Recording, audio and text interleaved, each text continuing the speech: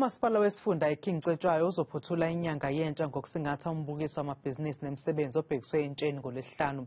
Ukuzwa kabanzi ngalo mbukiso sixoxisane neMeya uThami. Uhulumeni wakaZulu oholo umntwana aphinda angene wasifundisa udaba lokuba abantu singabenzi babe zinxibi bahlale njalo belindele ukukhangezwa, kodwa kufanele abantu bafundise ukuthi emfuleni udoba kanjani ufish noba uhamba uyobapha ufish.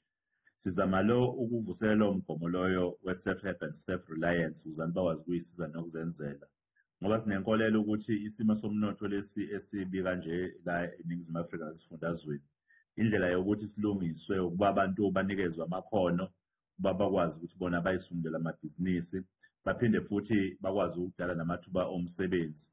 Bakwazi-ke nanokuthi uma kukhona layo mathuba asaqhamuka nje amathuba eseyidlala kangaka emisebenzi, babe nawo amakhono ukwazi ukuncintisana nabo, bangaqonelwa abanye abasuke bona bekwazile ukuthi babe namandla okuba bafinyelele elwazini oluzokwazi ukubathuthukisa ukuze bakwazi ukuthi bawacoshe lawo makhono lawo.